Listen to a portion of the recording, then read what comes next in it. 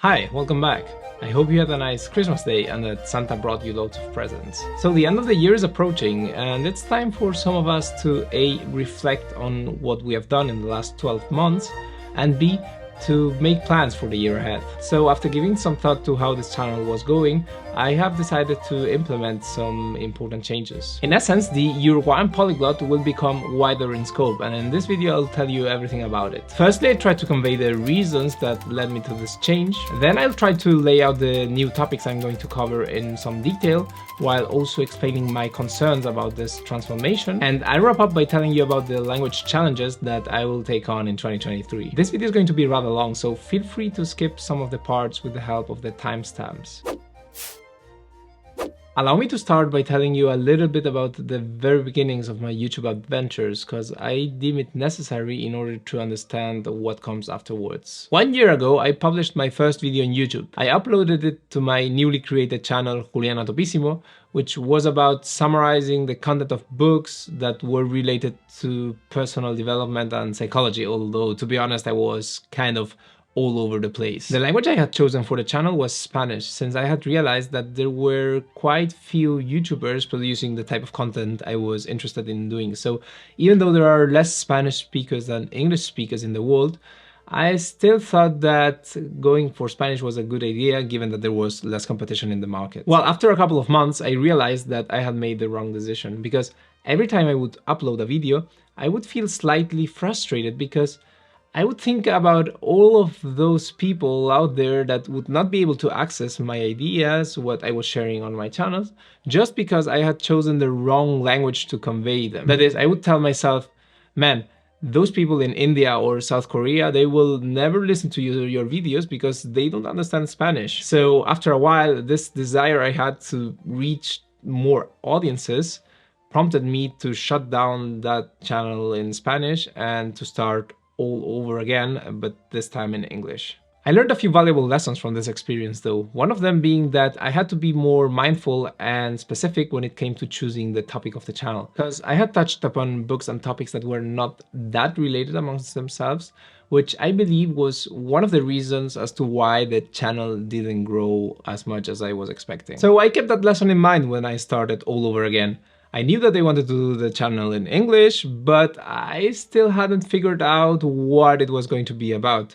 So I just had to find a niche. After recording a couple of failed vlogs and city tours, I decided to research that niche topic and to give it some thought, since I realized that my channel was quite deplorable. In that process, I came across Ali Abdaal's video about how to start your YouTube channel, and I really liked his approach. He says that you have to consider what your interests are and what your unfair advantages are, what people want to hear, and where the money is. The topic of your YouTube channel should probably be somewhere at the intersection of those three elements. So after mulling it over and realizing that A, I had an unfair advantage with languages because I already spoke 8 of them, and that I was really interested in learning more of them, B, that there were quite a lot of people interested in learning foreign languages, and C, that there were also a few apps that were willing to sponsor those types of videos, I decided that the choice was clear and that I had to go for language learning. Additionally, I believe that there were a few things I could do in order to differentiate myself from others. So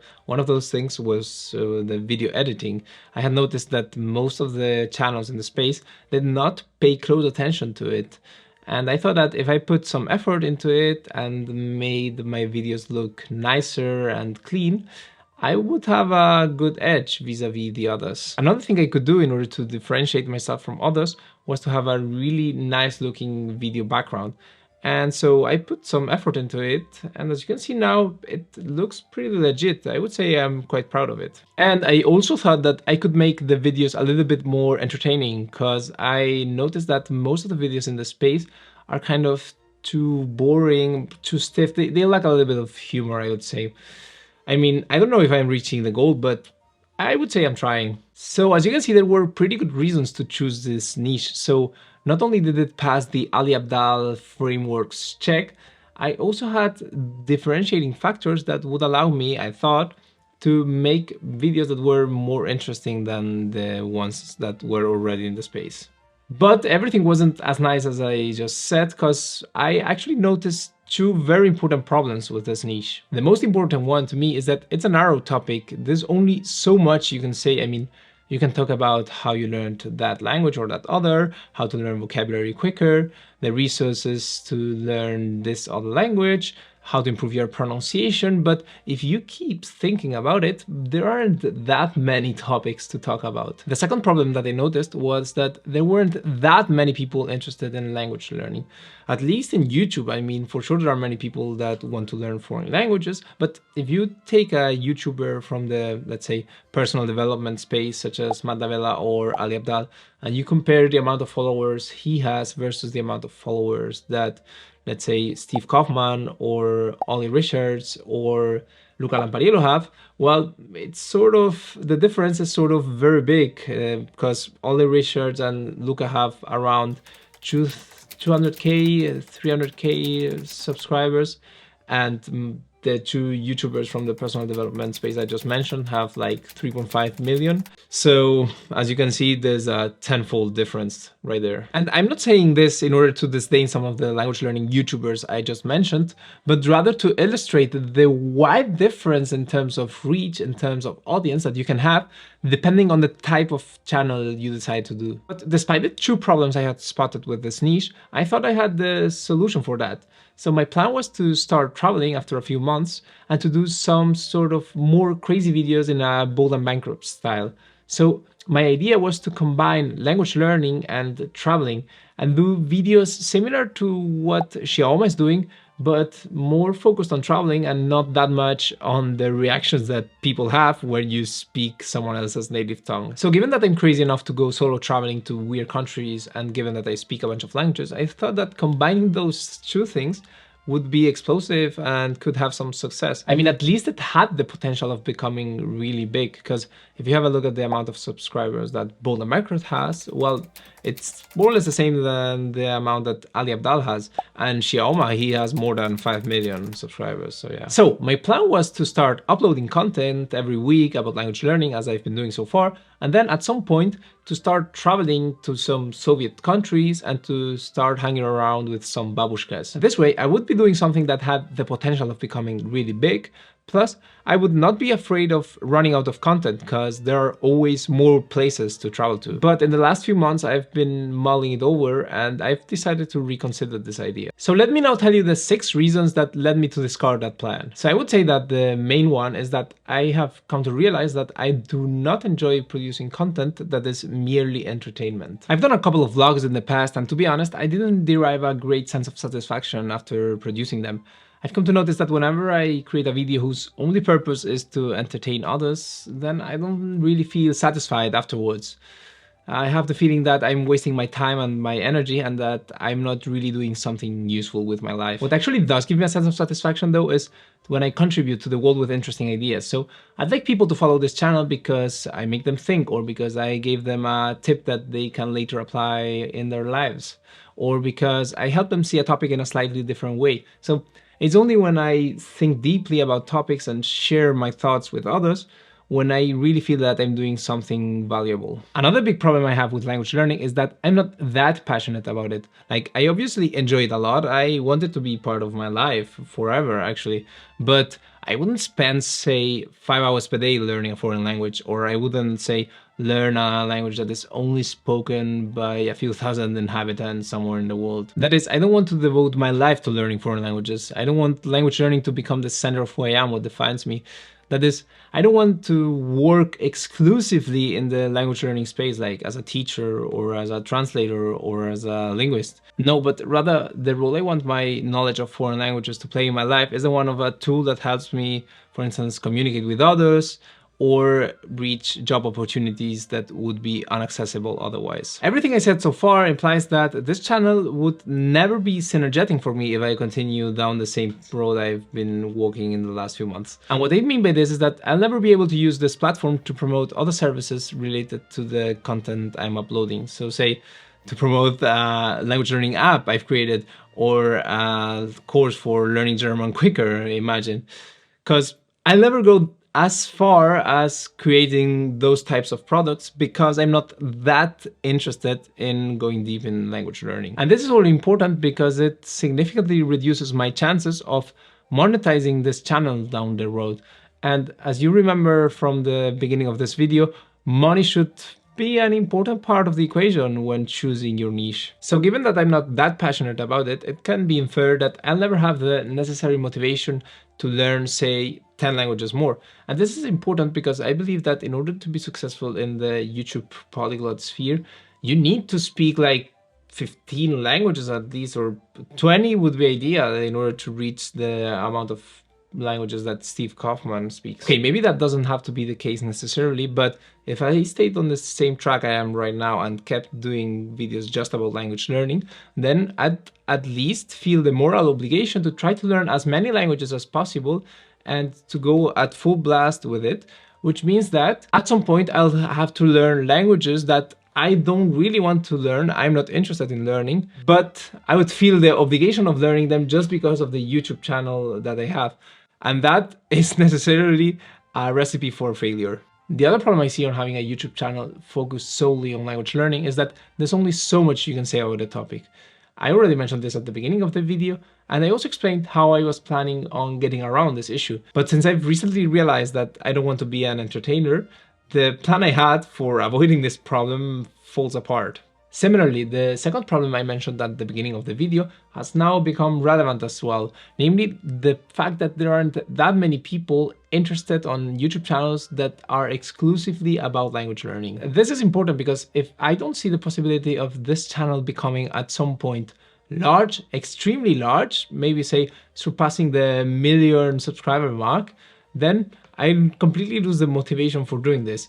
It doesn't make any sense for me to invest all the time I'm investing on this if I don't see a slight chance of this channel exploding at some point. For this reason, it doesn't make sense for me to continue uploading content the same way I've been doing so far, because I have the feeling that this channel is going to become marginal and that it's going to be one of those millions of channels that have no impact whatsoever. The final reason for changing directions is that I've recently realized, after watching loads of hours of YouTube content, that the things I have to say about language learning are not that different from the things that are already being said in the community. In some cases, though, I do believe that I have some original insights to share, but to be honest, I would say that those cases are rather limited. Whereas on the other topics I'm going to cover from now on, there's so much more to be said and there's so much more value to add, I believe. Alright, so I guess it's now time to talk about the two other topics I've decided to touch upon on this YouTube channel. So the first of those topics is going to be books. So if you have been following this channel from the very beginning, you might have noticed that the amount of books that I have back there on those shelves has increased substantially in the last few weeks and months. And they are not there just in order to decorate the room. I mean, it looks nice, and especially for the background of the videos, I think it gives it a nice touch. But their main purpose is obviously to be read, and that's what I've been doing in the last few months. So going back to the topic now, what I'd like to do with this type of videos is to comment some of the main ideas of books recommended by people from the world of business or by intellectuals. I'll also talk about my favorite books and about the books that I've read in the last few months or in the last year. And the third pillar of this channel is going to be personal development. That's right. Although I'm not sure whether that's the right word to describe it, because I'm not going to be addressing topics such as how to do a digital detox or how to become more productive or how to beat procrastination. Like, in principle, those are not topics that I'll address, although I might end up doing one of those videos, who knows. But what I want to do is to go really in depth exploring some important questions I often find myself thinking about. So here are a few examples of videos I'd like to cover on this channel so that you understand what I mean. So is it a good idea to follow your passion or not? Should you be a specialist or a generalist instead? And how to find meaning in life. Then some other examples are my rules for making better decisions, how to better retain what you read, and my 10 best cheap purchases, which I think is going to be a good one. So yeah, I guess you can call this personal development, but I wanted to give you some examples in order to clarify that a bit, because this term can sometimes be kind of misleading. So please allow me now to share with you the 3 main reasons as to why I have decided to include these 2 topics on my channel. The main one being that I have a very strong urge to share some of the pieces of information I come across while reading. Something that has happened repeatedly in the last few months is that whenever I read something mind-blowing or whenever I had an interesting thought, I would feel the deep need to sit down in front of my computer and write it down. This would happen to me over and over, and sometimes I would realize that the pieces of information I had gathered were quite fascinating and that they could very well be transformed into a YouTube video. But immediately thereafter, I would feel very frustrated because I knew that I could not produce that video because it simply wouldn't fit the scope of my YouTube channel. So in a way, it was sort of the same feeling I had a few months ago when I was still producing videos for my feed YouTube channel in Spanish. That is, that sensation of knowing that you could be doing videos that could potentially reach many more people, but that you're unable to do that because of the choice that you have made for the theme of your YouTube channel. The second reason for choosing these 2 topics is also related to the constraints, namely that I'll now have way more leeway in deciding what type of content I want to create. The reason being that the personal development realm is way broader than the language learning one. You can address topics such as how to meditate properly, or I did journaling for 100 days and this is what I've learned. Or you can also address topics that are way more loosely related to personal development, but that would still somehow fit into it. The thing is that the term personal development is so broad that you can fit in there way more types of videos than you would in language learning. And to be honest, I felt quite handcuffed in the last few months when it came to choosing the topics for my videos. The final reason for my choice, which I have already hinted at, is that it will allow me to reach to many more people. And this is important to me because it will allow me to have a bigger impact, which in turn makes my life more meaningful. So dear viewer, I hope the way in which this channel is changing excites you as much as it excites me. And I really hope so, because if that's not the case, then one of my biggest fears is slightly more likely to be true. And that fear is that the 3 topics I'm going to address from now on this channel are not going to be compatible. I can very well imagine that there's a certain overlap between people who are interested in language learning and people that are more into personal development. The question is though, how big is this overlay? And this is a rather tricky question to answer. But if I were to imagine the archetypical profile, the most common type of person that is into each of these segments, and compare them, then I would say that there isn't probably that much of an overlap, to be honest. But I don't know that for a fact, it's just an approximated guess of mine. And even if my guess is true, I'm going to continue learning foreign languages either way, so why not just posting videos about it on this channel? I mean, that makes me learn languages faster, and it seems to be motivating some people out there from the comments I'm getting. On top of that, I've lately gathered a bunch of quite interesting ideas that I would love to share on YouTube. So if you're the type of person that is very much into language learning but not that much into personal development, I would say don't worry, because a big chunk of this channel is still going to be about how to learn foreign languages more efficiently.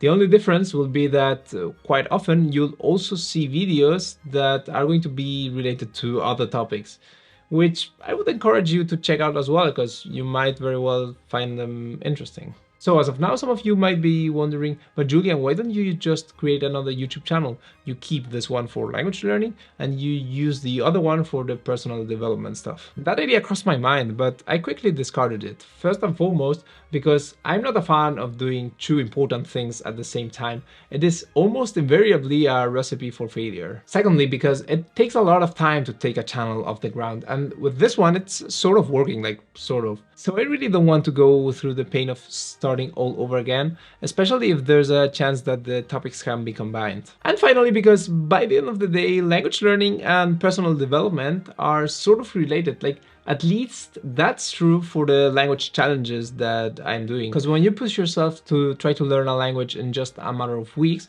you're actually trying to become a better version of yourself.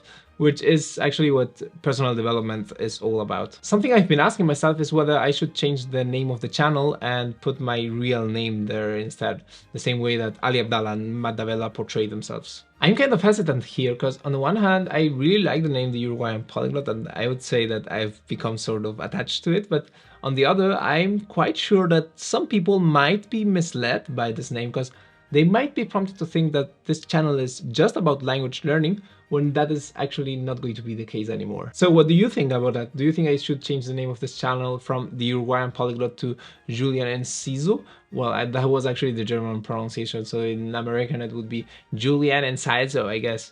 Like, does that name sound catchy enough? Like, I don't know, I'm not sure about it, but in any case, you can let me know of your thoughts on the comment section below. Or you can follow me on Instagram as well, because I'm going to be running a poll over there. So after talking for so long about the different changes that are going to take place on the channel and why I am doing that, I finally want to lay out the language learning plans that I have for the upcoming year. So as most of you know, I'm about to finish the challenge of trying to learn Portuguese in just 6 weeks. And until now, it has worked out quite well, I would say. For this reason, I've decided that in 2023, I'm also going to learn a few languages following the same type of methodology and video format that I've been following for the last few weeks. My goals would be to learn first of all Dutch and then Norwegian, and then depending on how the channel evolves, maybe another one, which I haven't thought of yet. I still have to mull it over, but who knows, maybe I even have time for a third one. In any case, I'll start learning Dutch as soon as possible, probably on January the 1st, but that still has to be decided. And I'll learn it for 3 months and I'll try to reach the level B2. I'll tell you all the details in an upcoming video. At the same time, I would also like to improve the level of some of the languages that I speak, especially of my French and my Italian. For some of these languages, I'll prepare myself for the examination of the C1 level. I think that will be a little bit more down the road, but in any case, I will publish a video as soon as I start with it. So finally, that was it for today. Really, thank you if you have reached this part of the video. I really appreciate it. I hope you found it interesting. If that was the case, just share it with at least one person because you will be supporting this channel, which is not monetized yet. Thank you. Have a prosperous 2023 and see you next time.